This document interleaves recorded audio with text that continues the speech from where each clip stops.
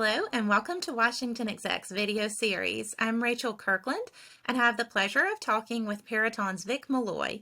Vic is the Director of Business Development for Air Force and Space Force Cyber and Vice Chair of Peraton's VALOR Employee Resource Group. And he's here today to talk about how Peraton is recognizing Black History Month. So welcome, Vic. Thank you, and I appreciate this opportunity. Thank you, Rachel. Thanks for joining us. So tell us how your organization is recognizing and observing Black History Month. What initiatives are underway? Sure thing. So, first and foremost, it's just a great honor to serve in an organization such as Peraton, who does mission of consequence, but think enough to have diversity and equity and inclusion as a benchmark as to how they deliver those services. So, we have several employee resource groups. One of those employee resource groups, which I am the co-chair of, is VALOR, which is Veterans and Allies Leading for Optimal Results. This employee resource group is primarily focused upon our veteran population and making sure that our workforce understands the heritage and history of those who have worn the uniform and served, as well as our dependents and family members who also serve, because a lot of times, they don't get, the due credit that is due to them. But we also have what's called our multicultural employee resource group, and we call that merge. So rather than just having just one diversity and inclusion group for your demographic of where you identify with, be it Asian Pacific, be it Hispanic or African American or Black, or even, you name it, we want to celebrate the fact that you have an experience, and that brings a richness of diversity of thought, experiences, viewpoints, capabilities, and competencies that makes us that employee company that you want to be a part of. Can you expand on that thought and just talk about how Peraton's efforts, around these resource groups and other things, how does that help engage the workforce and improve company culture and morale and those types of things? Great question. So, for those who are not familiar with Peraton and our legacy right now, we are comprised of Northrop Grumman as a heritage company, Harris, Vion, and Perspecta through recent mergers and acquisitions by our parent company, Veritas Capital. So when you bring all these, subject matter experts together, there's a challenge in geographic separation, but then also from all those unique missions that we support, be they in the intelligence community, be they in the Department of Defense, or even on our federal side, supporting Department of Homeland Security, or even deep space analysis. So the important part of our company is most importantly our people. If you take care of the people will take care of the mission. So we value the fact that our HR and our diversity and equity and inclusion leadership promotes employee resource groups to make sure that you understand your value and your worth. One of our greatest comments from Stu Shea, our chief executive officer, is that our greatest asset are the people.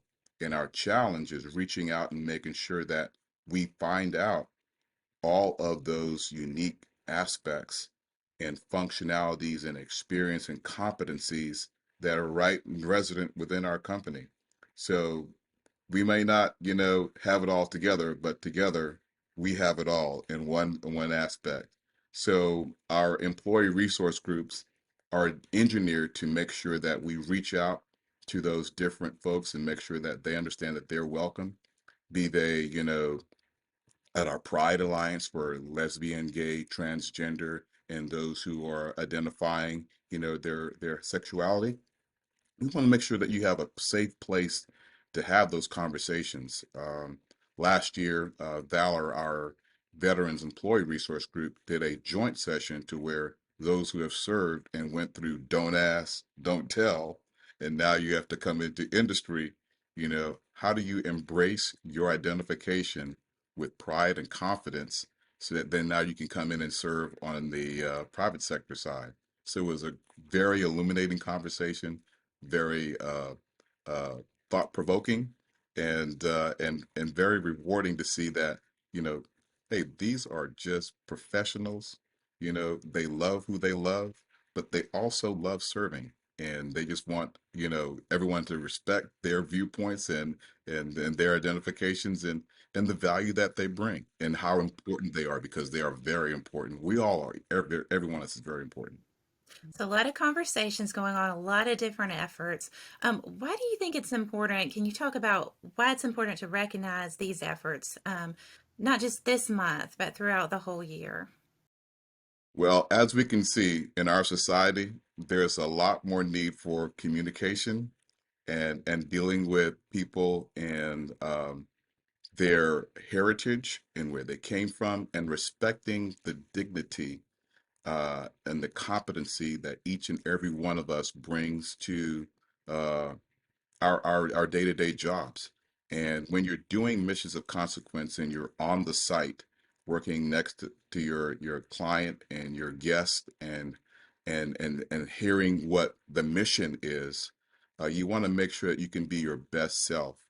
What better way to be your best self is to understand that, hey, look, we all come from a wide variety that makes this melting pot America, and this, you know, this experiment we call democracy is fragile.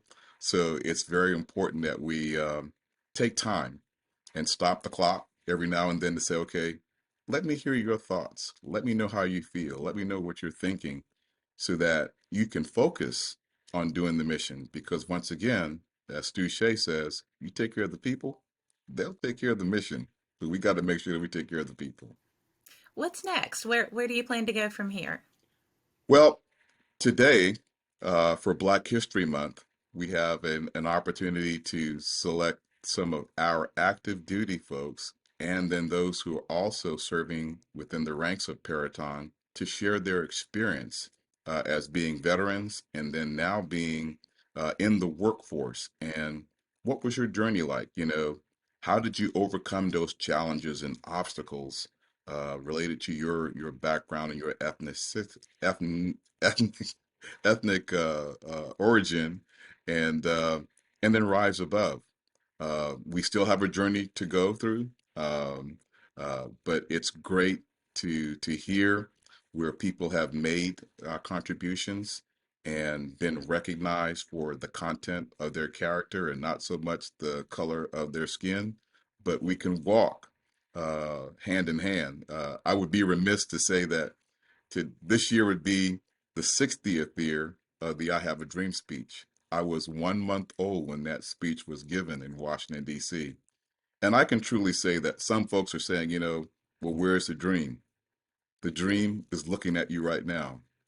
I served as a commissioned United States Air Force officer and was proud of my service and being able to be recognized, not so much for my skin color, but for my competency, my character, and the trust and confidence of my leadership, that we could take a group of people and be influenced towards supporting our mission of consequence on uniform to defend our nation against all enemies, foreign and domestic, and uh, and to have that rich, rewarding experience as a veteran was my honor and privilege. And so if Martin Luther King was alive today, I'm sure you would say, yeah, we got some ways to go, but we've come a long way, and there's more going for us than going against us, and we need to focus on those things that are going for us as opposed to things that are going against us.